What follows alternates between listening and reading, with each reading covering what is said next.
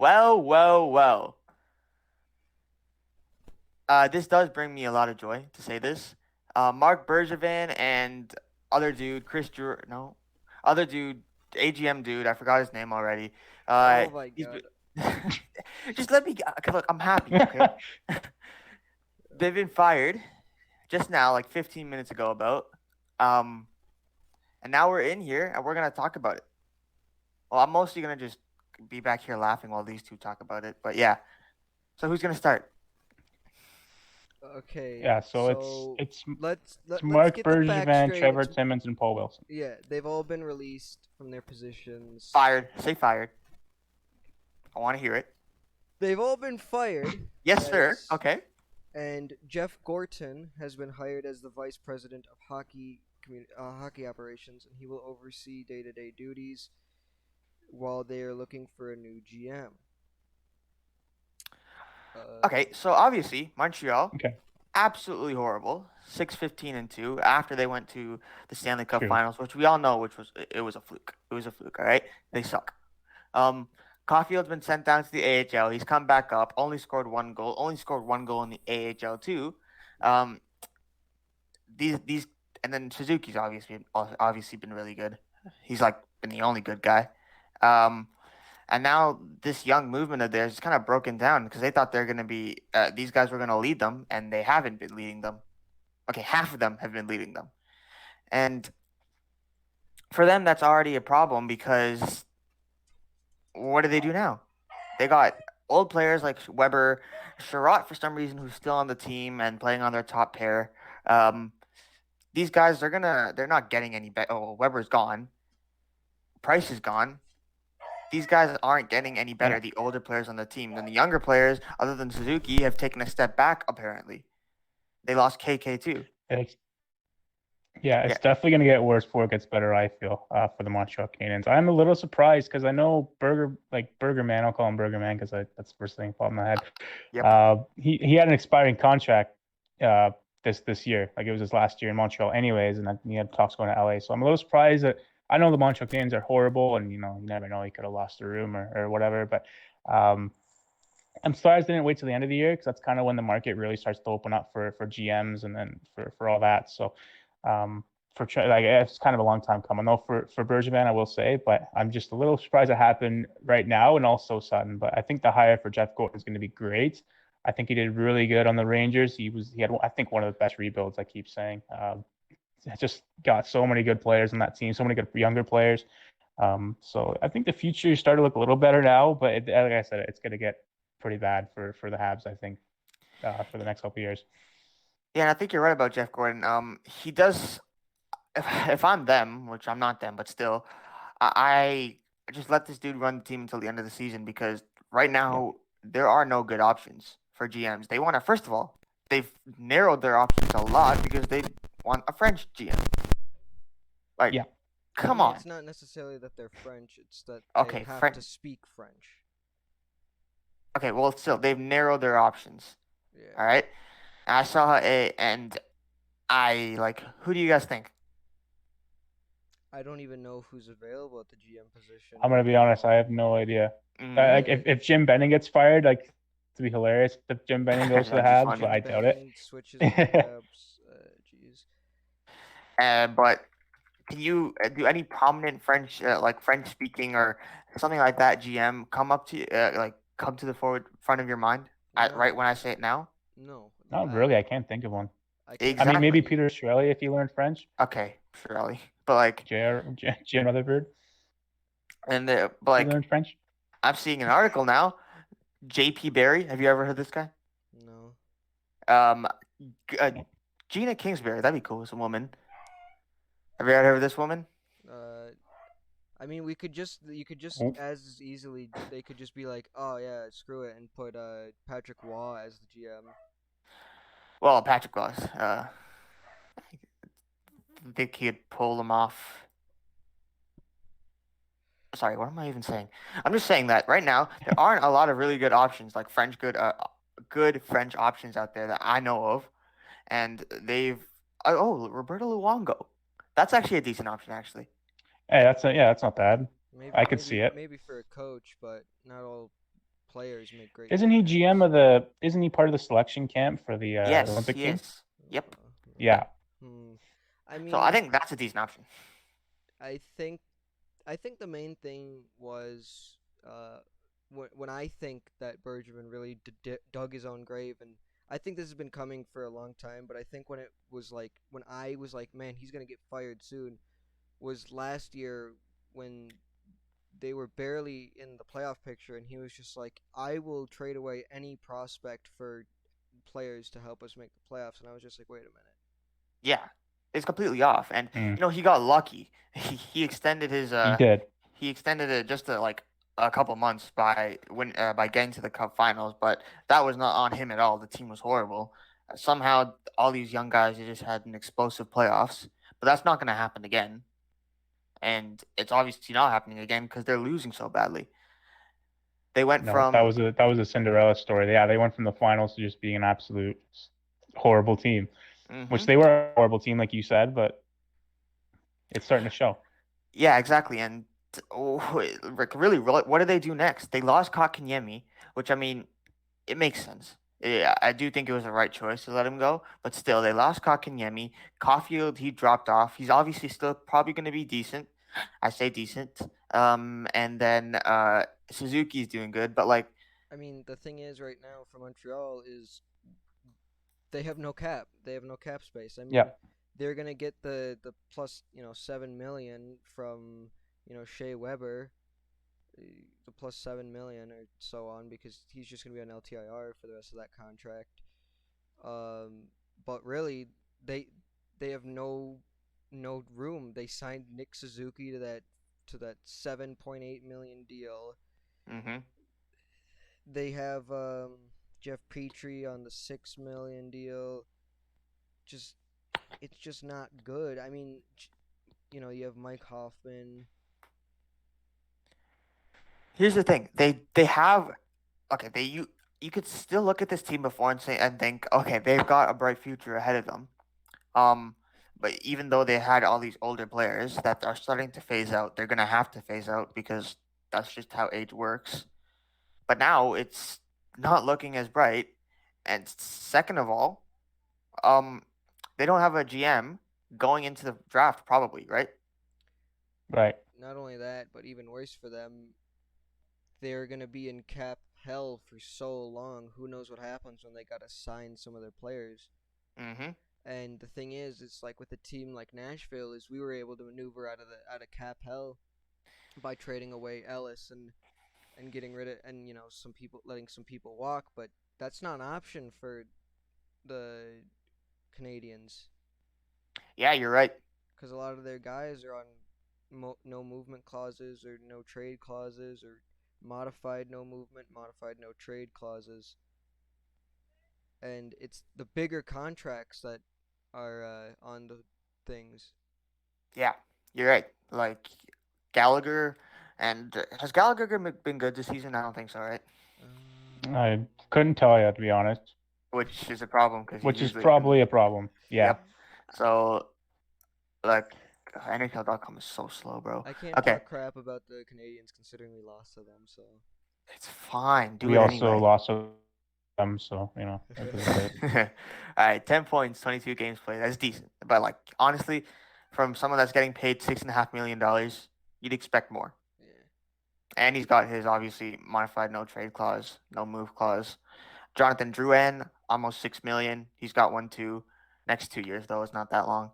Josh Anderson. Josh Anderson. Um, come on. This guy had such a good season last year. Okay, well, in the playoffs at least, and he's that kind of guy. Now he's got 13 points in 23 games played, which is once again decent, but for someone who's getting paid $6 million for the next how much until 2027? He's on contract for 6 more years. 2027, no trade clause. You've got to be doing more.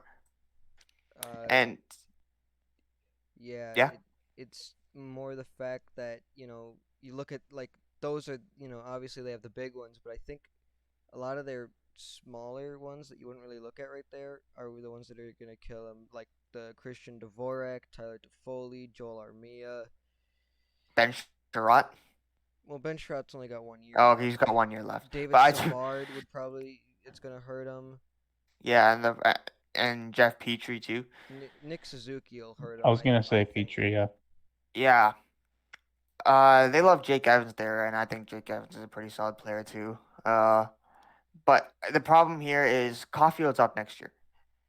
Sorry, 2 years from now. He's gonna have to get signed, and they're probably gonna try to extend him as soon as possible. So don't be surprised if you see a extension next year. Yeah. But this guy's been sent down to the AHL this year, which I mean, I'm not gonna say I didn't expect.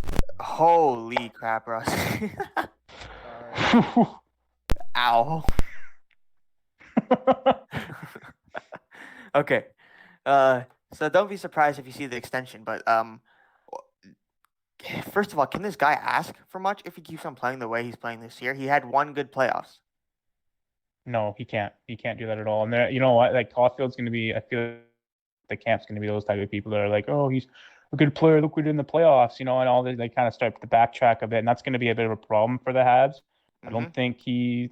Obviously, this year it's been back and forth between AHL and NHL, and you can't have that really when you're trying to make have this big extension. It's just not possible. Yeah. Yeah. And then they've also lost like the core, the heart of their team, and Carey Price. I don't know exactly when he's gonna be back. We don't know. Yeah, and All we can say for him is we hope he gets better. for sure. Like, Yeah. I don't. Yeah, you look at the Habs and like what franchise players they're like Suzuki and Caulfield. If he gets better, that's kind of it in terms of like their future right now. In terms of like, because like I look at some of these names and the contracts that are expiring, and I'm like, if you're going to be in a rebuild now, you can easily move these guys. Arturi Lehkonen, you don't need Arturi Lehkonen for that long. Like he's got an expiring contract this year. Cedric Paquette, you don't need that guy for that long. Paling, I mean, who knows what his future is going to be like. I mean, Joel Armia has a big contract. I just realized that, but.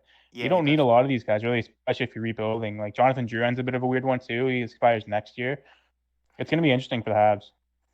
And the thing about Suzuki is, sorry, that he's a good two-way forward, but like I wouldn't even consider him like franchise. He's not that at that Sure. level. I don't think he's like maybe elite. He's not at that But level, but clearly, like the Habs have shown that he is going to be part of their future for sure. That's kind of what I was trying to hint at. yeah, but Not in the sense that he's like a franchise level player, but okay, yeah, I think you're right about that for sure. And I think, but still, I yeah, don't think 8 million for the type of for the game that he's playing right now, even though he's been one of the better uh Habs players, is good enough. yeah, 8 mil is a bit rough right now, but I could see it being an okay contract in the future. But we'll have to wait and see. Obviously, He's yeah. got 15 points in 23 games right now. Yeah. Which, I mean, like I said, it's not Compared to everyone else, that's not bad. Yeah, it's Yeah. not bad. It's not bad. Like Tyler Toffoli has been an absolutely amazing signing. He continues to be an amazing signing. Yeah, But like I said, he's 29, and by the time the Habs are good, which is I don't even know how long anymore because it's been starting to go downhill again. He's gonna be gone probably. Yeah, and who knows? Like especially with when Paul Byron comes off of LTIR, that's less money that they have to play with, and especially people like Mike Hoffman are gonna have to come back, and it's just gonna get worse. Yep. What's the thing about? I don't think Hoffman's actually no. Is Hoffman's cap not counting? Is he on IR or LTIR? He's on IR, just I IR. believe he's on IR. Okay, yeah. Then he's just. But the thing is, like I said, there's a lot of old players on this team, and the young ones, they've taken a step back. I don't know about like Alexander Romanov. This guy was supposed to be something. He was supposed to take his big step this year, right? He's 22 now. I'm pretty sure. And he's an RFA next year too. Yeah, Or this exactly. year. So it's this year was decision year for the team. They had to. They're gonna have their all. They're gonna have big extensions for like Romanov, Caulfield. They have Suzuki on his extension. They have all these extensions coming up. They had to decide if they wanted to go long term with these guys, make this their core, and go forward with it and try to win a cup, or now they don't. I guess they have to sign them to bridge deals because none of these guys are really making their mark, and that kind of puts the future of this team into limbo because now they have all these older players that they were sure are gonna be part of their future, not their future, but like their cup run in the next couple of years. Now they don't know what to do with them. Yeah. That's just a lot of dead cap. Yeah. So it's a tough situation for the Habs here, and I do not envy Jeff Gordon. And like I said, I don't think that we're gonna see a GM hiring or even an AGM hiring or any of that in the next season. I do think just Jeff Gordon's gonna manage the whole thing by himself Yeah, until the he's draft. definitely the guy. They definitely feel that way. He's definitely the guy for right now, and it's honestly a good hire. Like I said earlier, like I like Jeff Gordon. Mm-hmm. So, You're definitely right about that. He did a really good job with the Rangers. yeah, And that's really all they've got to do. They just have this I'm big trying to record vacancy a in the front office that they're podcast. gonna have to fill in the Right now. in the off season, right before the draft, which is looks like it's I've gonna be a been really doing big it this deal for them entire because time. of how bad they're doing. And they've already closed their or narrowed their possibilities by putting these restrictions on their GMs. So, it's gonna be tough, and like Nick said, it's gonna get a lot worse before it gets better. All right, I've said all I had to say. Rossi, Nick. yeah. I believe All right, Rossi's muted, but I got oh, nothing else to say really. I mean, that's really it about the situation going on now, isn't it? Yeah, it's definitely yeah. Until we know more. Yeah, there's definitely gonna be more coming out soon. But Well, Mark Bergevin just released a statement. oh, he did. What did he say? Oh, live Thanks. reaction. He said thanks. He's just thanks. That's really just if it. there's one word that comes to mind right now, thanks. Thanks. Thanks to No. everyone. Thanks to Jeff. Thanks to the players. Thanks to media. Thanks to fans. Thanks. I don't think he even meant that one. Thanks again. You read the end. It says thanks again. Oh Like, my fuck it. He's out. God, he does not care, bro. I just saw this tweet. Mark Bergevin may not have won a cup as the GM of the Habs, but did the team show progress under him? No. But did the team's long-term outlook improve under his guidance? No. But did he at least conduct himself with highest standard of highest standards of highest standards of integrity? No. So he really did nothing. And how long has he been the GM of the Habs? Since 2012. 9 years. 9 years of just Almost 10. mediocrity. Yeah. Almost 10 years of just mediocrity. Mm-hmm. And that's never where you want to be. Okay. I've said all I had to say. Oh my God. Why is like the first thing that comes up, how tall is Mark Bergevin? By the way, he's 1 meter. Yeah, why are people searching him? Exactly. Okay. All right. All right. All right. Thank you everyone for listening to this little review, I guess. And we will see you next time.